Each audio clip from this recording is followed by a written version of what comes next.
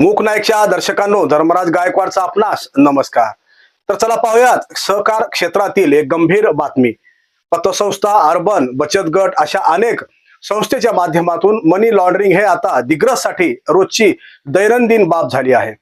या शिवाजी नागरी असो, महिला दाते असो, जनसंघर्ष असो वा जिल्हा मध्यवर्ती सहकारी बँक असो, आणि आत्ताच दुधे गुरुजीकडून वादाच्या भोवऱ्यात सापडलेली ती जिल्हा परिषद शिक्षकांची पतसंस्था असो, असे अनेक घोटाळे आता आपल्यासाठी काही नवल नाही। असो दर्शकांनो, दिग्रस कन्यका महिला नागरी सहकारी पतसंस्थेतील भोंगळ कारभार आपण मागील बातमीपत्रामध्ये पाहिला होता। पतसंस्थेचे सर्वेसर्वा डॉक्टर भास्करवार यांनी डहाळे कुटुंबियावर केलेल्या अन्यायाविरुद्ध डहाळे कुटुंबियांनी दंड थोपटले होते आणि अनेक रहस्यमय गोष्टी उघडकीस आणल्या होत्या।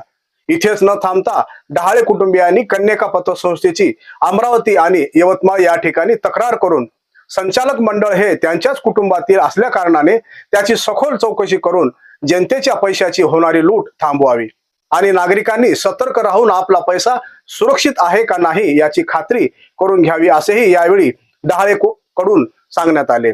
जनतेच्या पैशाची लूट कन्यका महिला बँकेसह डॉक्टर बँक आणि इतर पतसंस्था कशा पद्धतीने करत आहेत हे पुढील बातमीपत्रामध्ये आपण सविस्तर पुराव्यासह आपणासमोर सादर करणार आहोत। तत्पूर्वी जाणून घेऊयात अन्यायग्रस्त सतीश डहाळे यांच्या माध्यमातून थेट। महाराष्ट्र सहकार कायद्याप्रमाणे संचालक मंडळात विविध प्रवर्गाचे प्रतिनिधित्व असणे अपेक्षित आहे।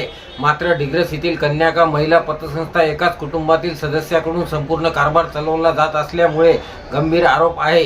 यामुळे सामान्य गुंतवणूकदाराच्या पैशाची सुरक्षितता धोक्यात येऊ शकते।